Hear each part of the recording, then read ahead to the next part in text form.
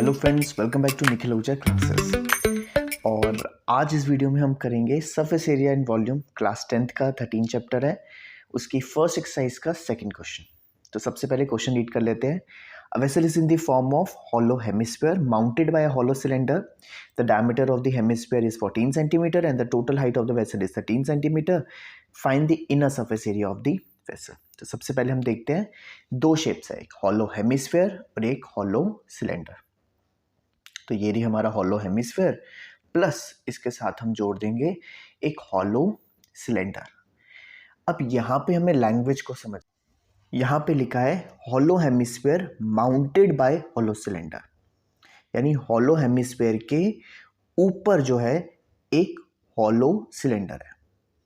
तो दोनों शेप्स को मिला के नीचे hemisphere एंड माउंटेड बाय और उसके ऊपर है hollow cylinder। अब इसी का हमें पूछा है इनर सरफेस एरिया। तो सबसे पहले देखते हैं हमें डायमेंशंस क्या गिवन है। तो हमें क्वेश्चन में गिवन है कि diameter of the hemisphere is 14 centimetre. Diameter है 14 सेंटीमीटर, तो उसका रेडियस क्या होगा, उसका हाफ, दैट इज 7 सेंटीमीटर। और हमें हेमिस्फीयर के बारे में और कुछ नहीं बताया हुआ, हमें पूरे के पूरे वेसल, ये ध्यान देना है यहाँ पे जो हाइट गिवन है वो वेसल की गिवन है, यानी पूरी की पूरी दोनों शेप्स को मिलाकर हाइट गिवन है जो कि है 13 सेंटीमीटर। अब हमें फाइंड करनी है हाइट, किसकी हाइट फाइंड करनी है, हमें सिलेंडर की, क्योंकि हमें सिलेंडर की हाइट भी चाहिए, रेडियस भी चाहिए। रेडियस तो सेम होगा क्योंकि उसके ऊपर ही है, तो हेमिस्फीयर का भी रेडियस वही है और सिलेंडर का भी रेडियस वही है। अब जो हेमिस्फीयर की हाइट है वो उसका रेडियस ही है, मैंने यहाँ पे मार्क करा, जो उसकी हाइट बनाई वो भी रेडियस ही है। तो यानी इस फिगर में हेमिस्फीयर का जो हाइट है वो भी 7 सेंटीमीटर है, तो रिमेनिंग हाइट जो सिलेंडर की बची वो कितनी होगी, 6, क्योंकि 7 + 6 करेंगे तभी तो 13 बनेगी टोटल हाइट। तो अब हमें सिलेंडर की हाइट भी पता लग चुकी है और रेडियस भी पता लग चुका है। हाइट है 6 सेंटीमीटर, रेडियस है हमारा 7 सेंटीमीटर। अब हमारे पास जब डायमेंशंस आ गई है तो अब हम फाइंड करेंगे inner surface area of the vessel.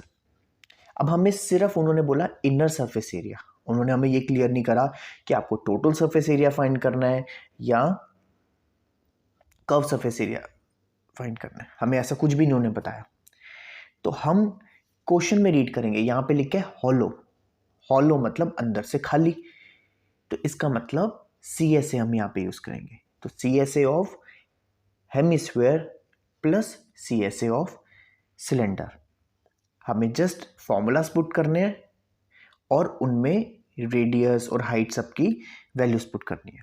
तो सबसे पहले हम लिखेंगे CSA ऑफ हेमिस्फीयर जो कि होता है 2πr² और CSA ऑफ सिलेंडर होता है 2πrh। अब हम दोनों को अलग अलग वैल्यूज डाल के भी कर सकते हैं, लेकिन इजी मेथड क्या होता है, हम कुछ कॉमन ले लें। तो अगर आप ध्यान से दोनों फॉर्मूलाज में देखो तो दोनों में ही 2πr कॉमन है, तो मैंने 2πr को कॉमन ले लिया। फर्स्ट जो हेमिस्फीयर का फॉर्मूला था उसमें r² था, तो एक r कॉमन ले लिया, एक r बच गया, प्लस दूसरे वाले फॉर्मूलाज में जब हमने 2πr हटाया तो h बच गया। अब जस्ट हमें वैल्यूज पुट करनी है, इस मेथड से कैलकुलेशन बहुत इजी हो जाती है। तो मैंने जस्ट रेडियस की जगह रेडियस की वैल्यू, हाइट की जगह हाइट की वैल्यू कर दी। 7 और 7 आपस में कट हो गया, ब्रैकेट को सॉल्व करेंगे, 44 × 13 हमारा आंसर आ जाएगा 572 सेंटीमीटर स्क्वायर। स्क्वायर क्यों आया, क्योंकि हमने सरफेस एरिया फाइंड करा है, एरिया में हमेशा स्क्वायर आता है। ये था हमारा क्वेश्चन नंबर 2 एक्सरसाइज 13.1 का। आई एम श्योर आपको ये क्वेश्चन अच्छे से क्लियर हो गया होगा। Thanks for watching and keep learning.